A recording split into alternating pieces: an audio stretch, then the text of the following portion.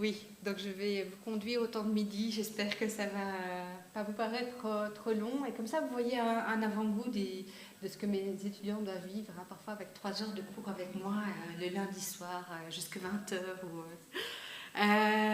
Donc ici, je vais m'intéresser à l'évolution des patients très rapidement, une grosse vingtaine de minutes, et je vais placer ma réflexion dans le cadre de l'efficacité de l'intervention, même si la question de l'évolution se pose également dans les bilans d'évolution qu'on peut faire avec certains patients. Mais mon angle d'attaque ici, c'est l'efficacité. Donc ce que je vais faire, c'est réaborder un peu cette notion d'efficacité. C'est quoi l'efficacité? Je vais aborder la question de la mesure, comment on évalue l'efficacité.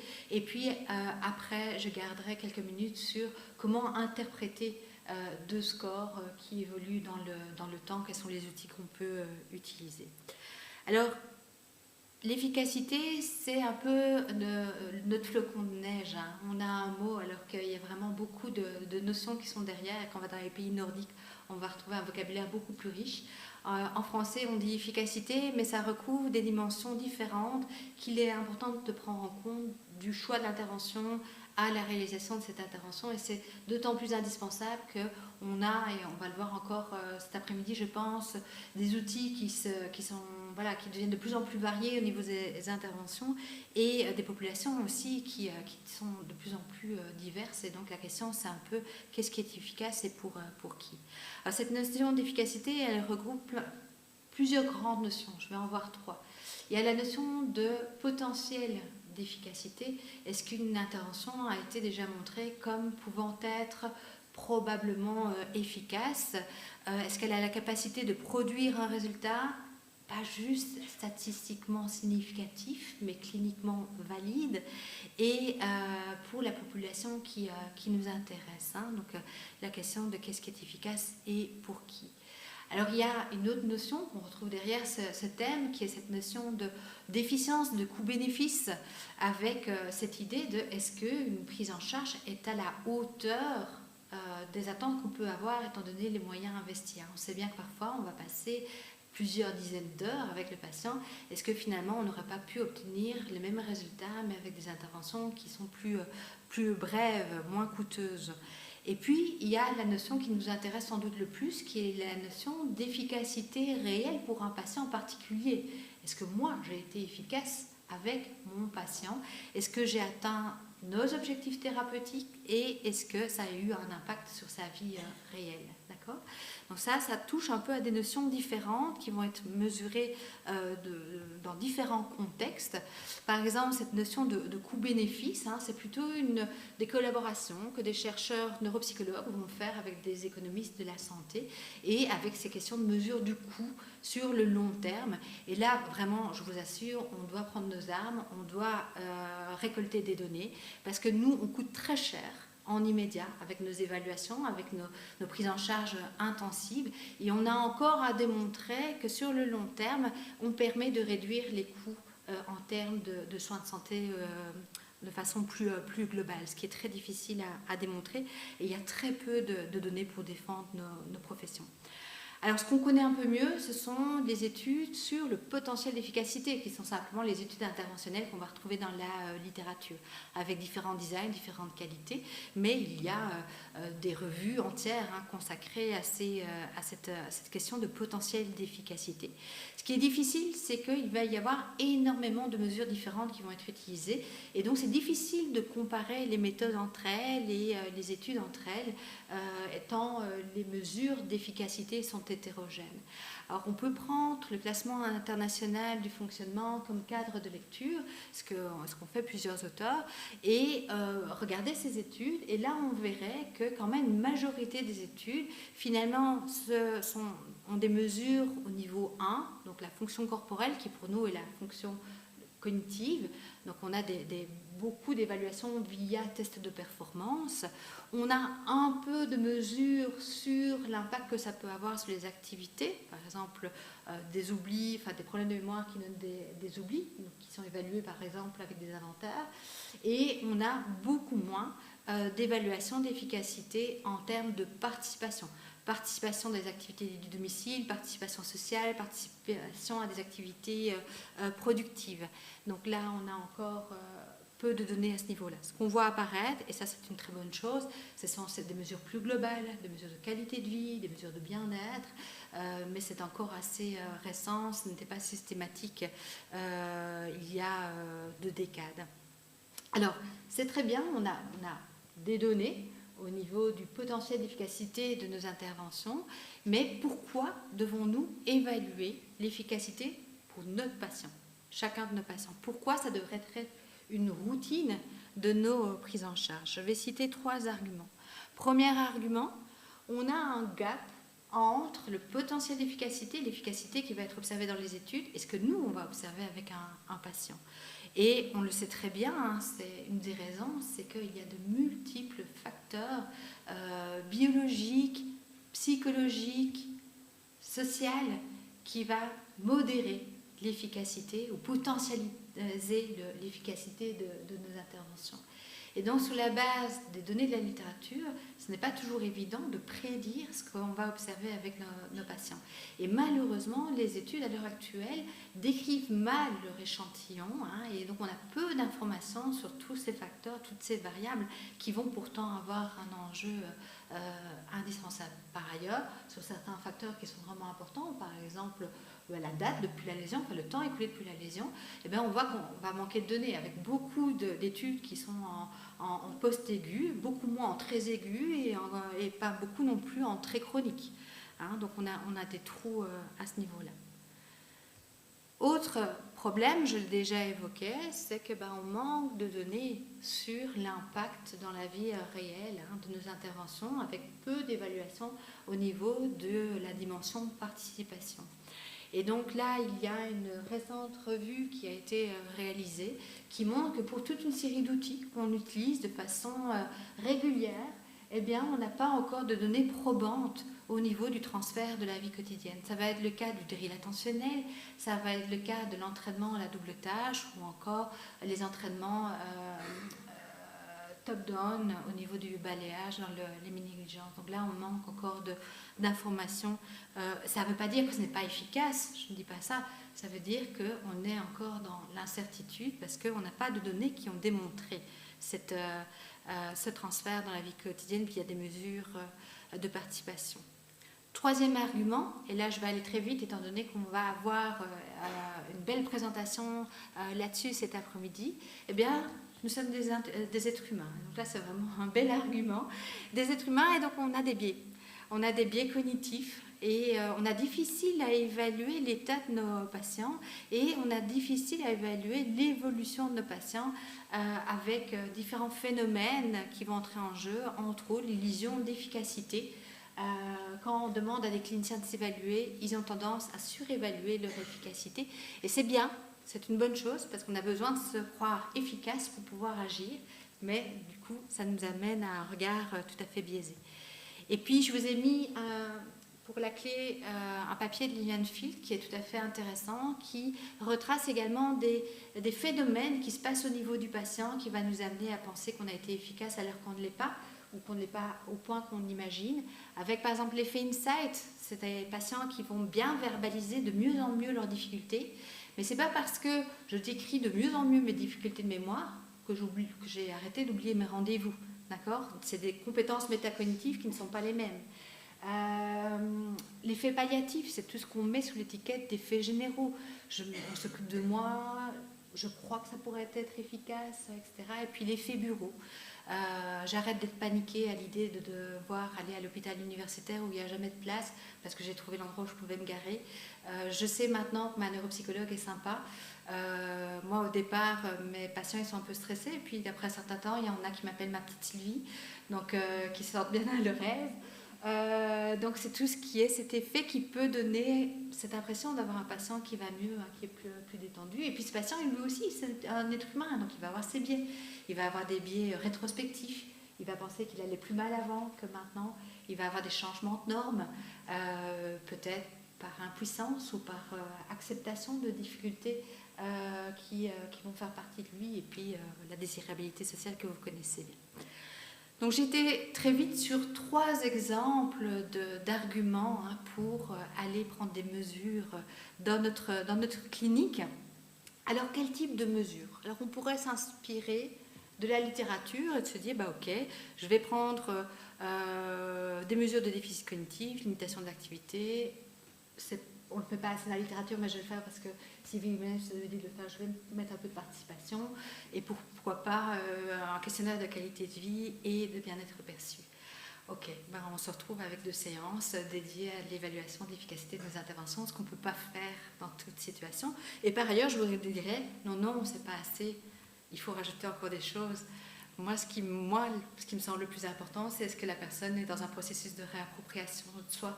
Est-ce qu'il a une identité positive? Est-ce qu'il arrête de se définir comme un cérébro lésé? Est-ce qu'il a de l'espoir? Et puis, surtout aussi, est-ce qu'on a atteint nos objectifs? Ok, donc on pourrait évaluer beaucoup de choses, mais alors que choisir? Il n'y a pas de réponse. Donc ça, c'est à vous de voir sur quoi vous voulez mettre la priorité en fonction de vos questions.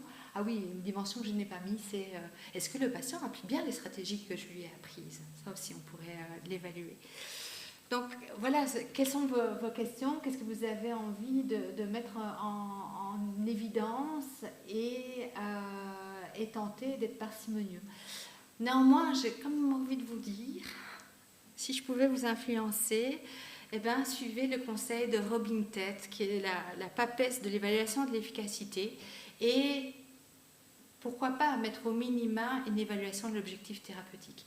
Alors pas votre objectif, améliorer le nombre de mots appris dans une liste, l'objectif du patient.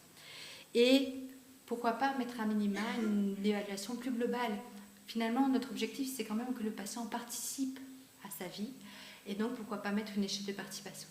Alors si on travaille avec des patients plus légers, où on n'est pas en train de travailler le processus de réintégration, on pourrait prendre une échelle de qualité de vie.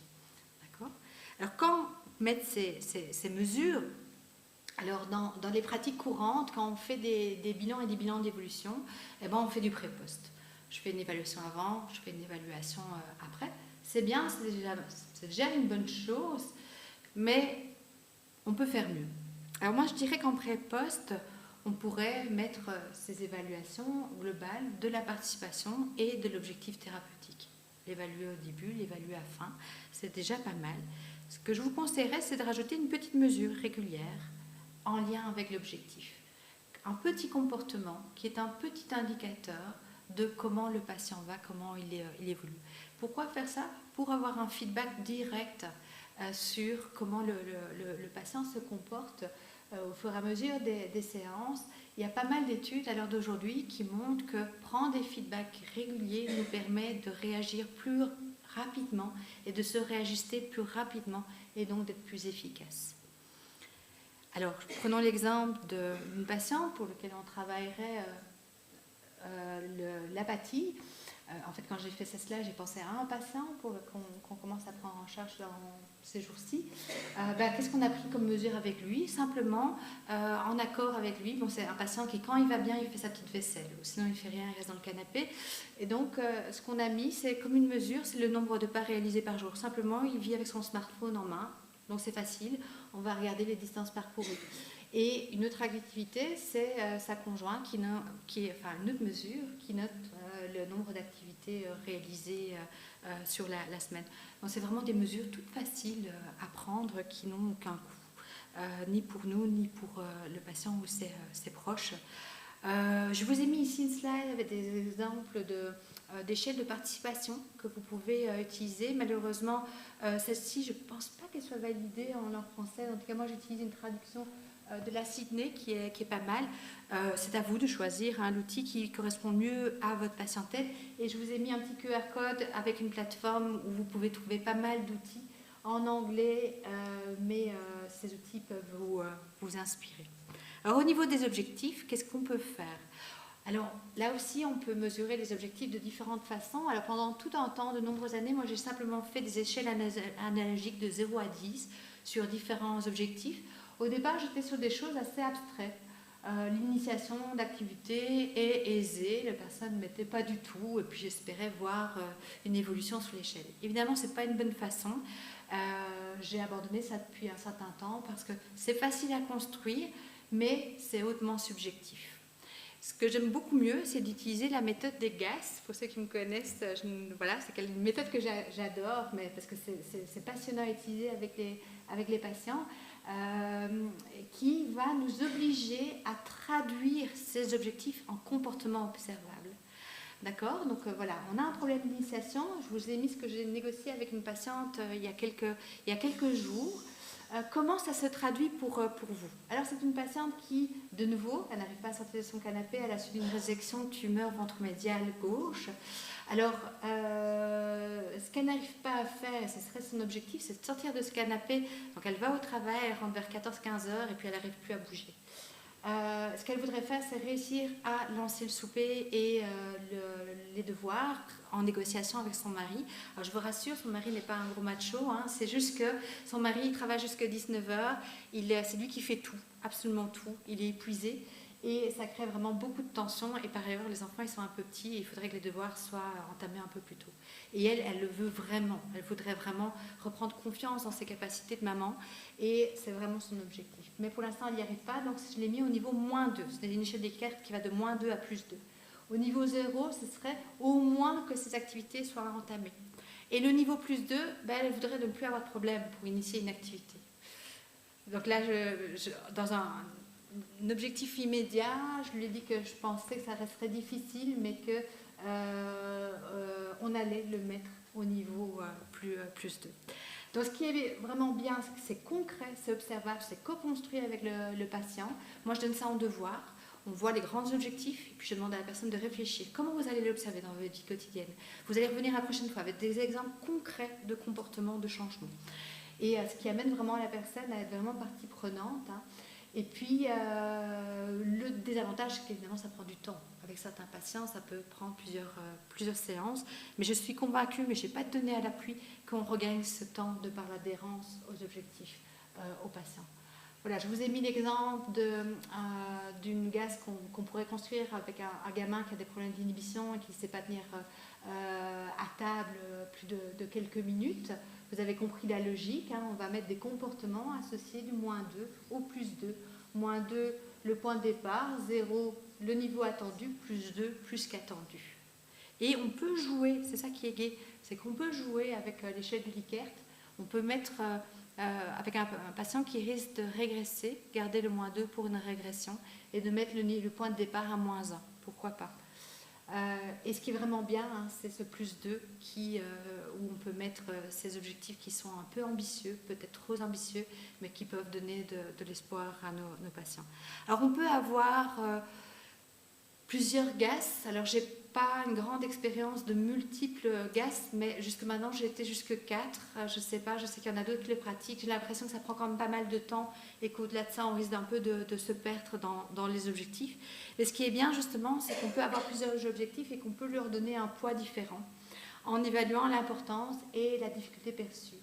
Et donc évidemment, un objectif qui est important et qui semble difficile à atteindre par soi-même sans aide, ce sera un peu nos priorités. Si on a un objectif qui est un peu important, mais pas du tout difficile, on se dira peut-être que là, si le patient ne voit pas ça comme une difficulté, peut-être qu'il va pouvoir progresser par lui-même et je vais peut-être moins m'attarder là-dessus. Je vais passer maintenant les 6-7 dernières minutes qui me restent sur comment on va, avec ces différents types de mesures, essayer d'y voir un peu clair pour voir si le patient évolue. On est confronté à 2 problèmes que j'ai essayé de caricaturer ici avec ces 2 graphiques. Le graphique de gauche, vous voyez une mesure 2 qui reste stable et une mesure 1 qui a évolué. Ok, comment je l'interprète? Je pourrais me dire, finalement, la mesure 2, elle n'est pas sensible.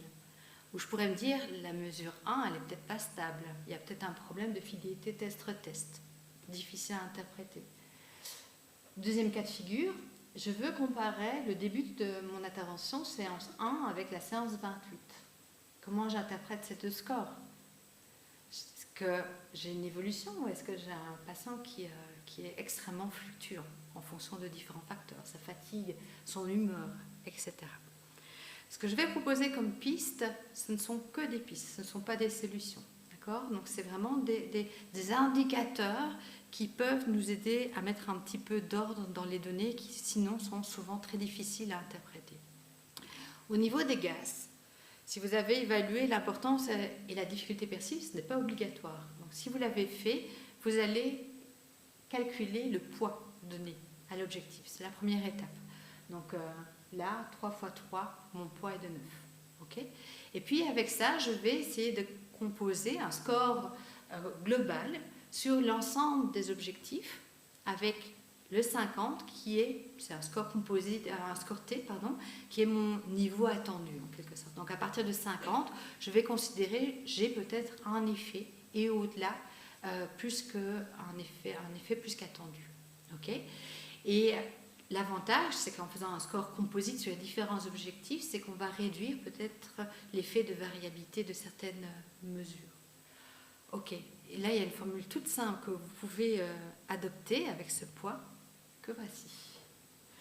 Alors, je vous rassure, moi, globalement, la dernière fois que j'ai dû taper cette formule dans Excel, ça m'a pris 10 minutes et avec un sentiment de certitude qui était de 2 sur 10, j'ai dû retester plusieurs fois pour voir si j'obtenais des résultats corrects.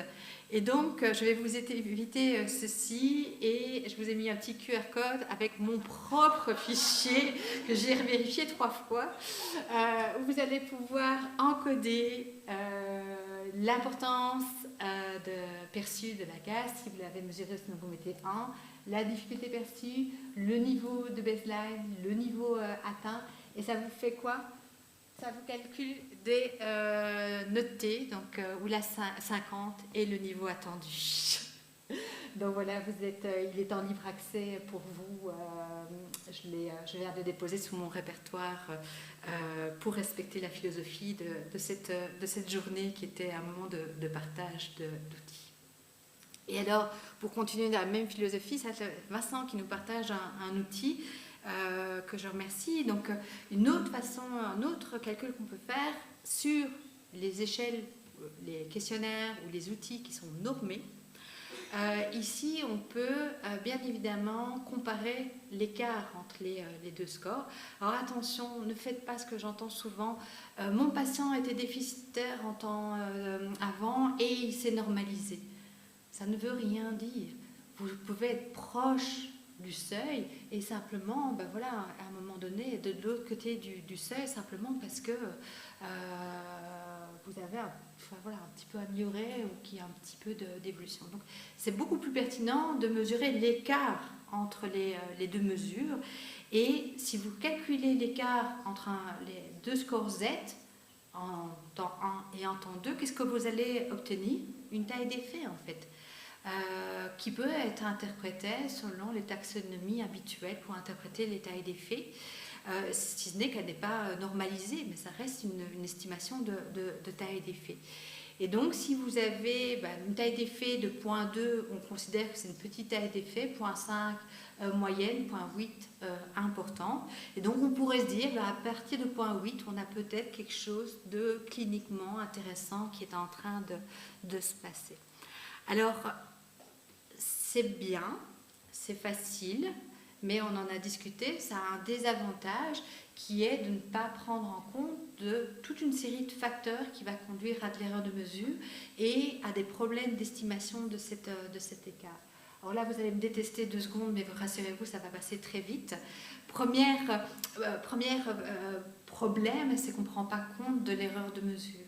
Si vous administrez un outil, un questionnaire, vous allez avoir un score à un moment donné, et puis vous allez avoir un autre score à un autre moment donné. Ça va dépendre de la fidélité de la mesure, d'accord? Vous avez du bruit.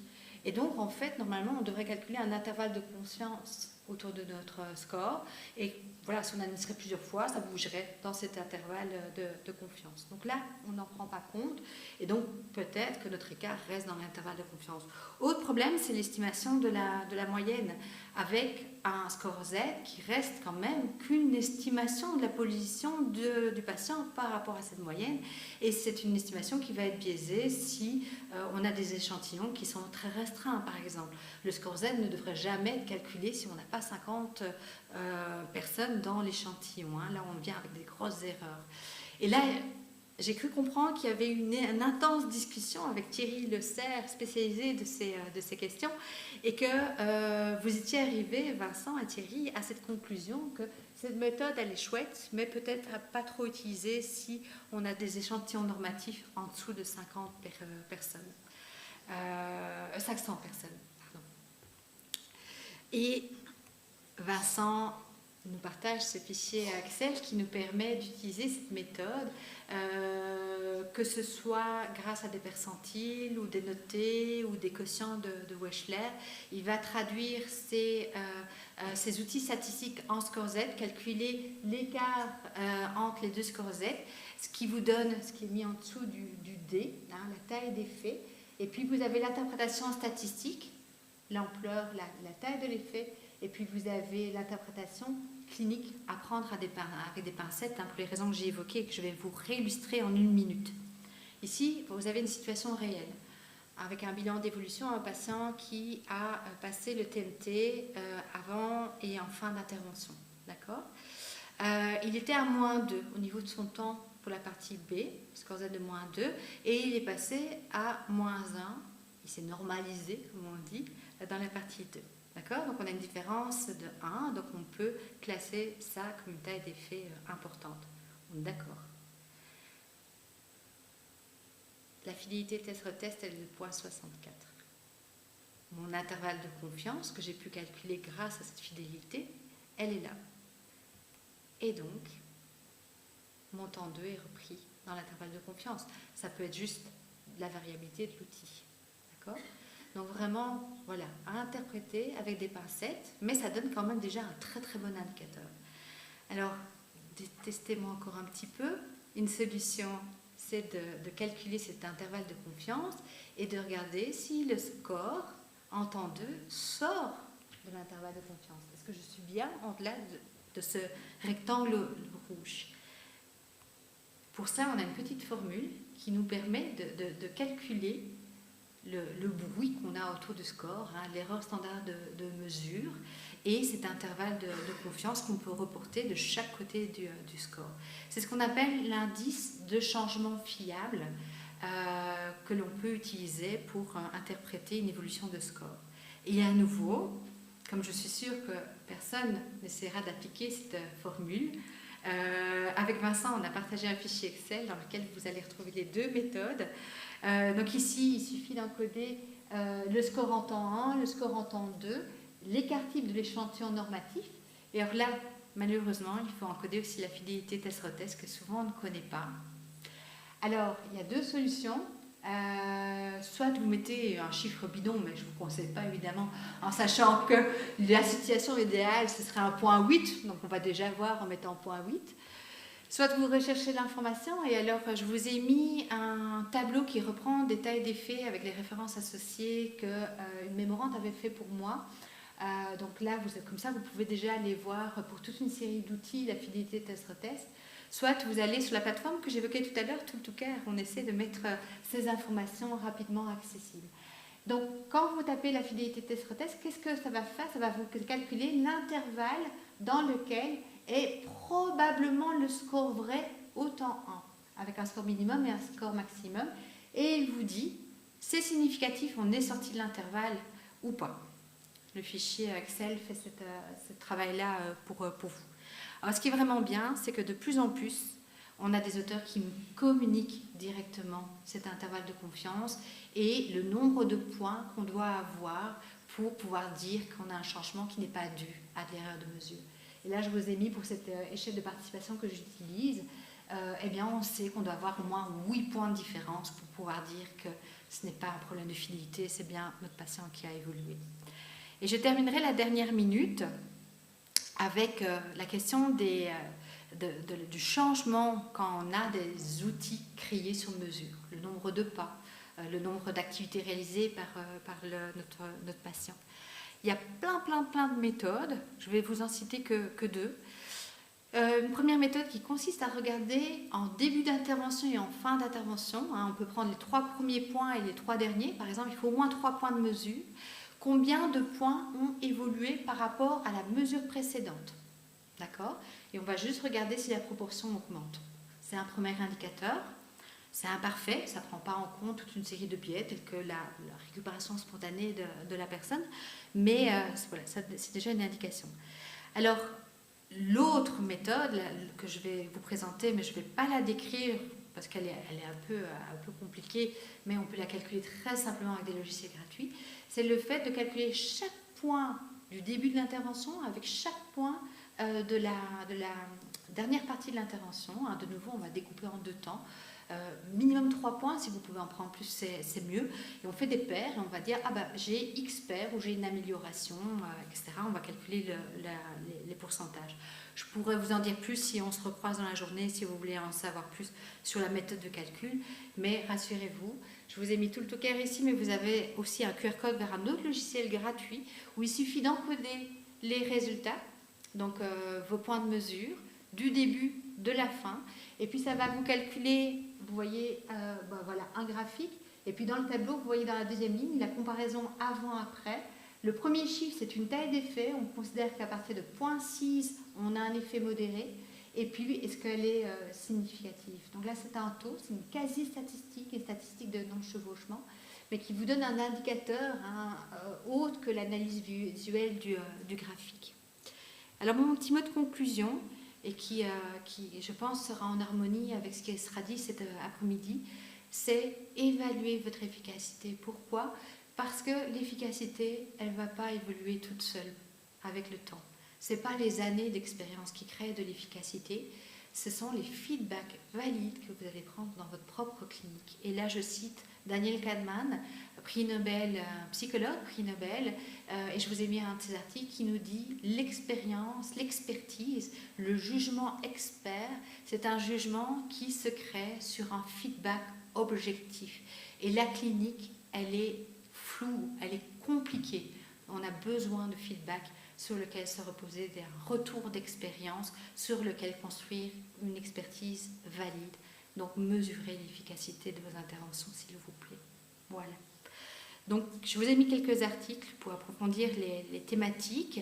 Vous avez un petit manuel du GAS avec Stéphane Raffard et vous avez aussi un autre accès, si vous ne voulez pas aller sur Toolkare, à un logiciel qui permet d'évaluer l'évolution des scores quand vous n'avez pas de normes ou de fidélité. Voilà, je vous remercie et je vous souhaite un excellent temps de midi. Je pense qu'on n'a pas le temps de poser les questions. Si, on peut prendre une question? Ok.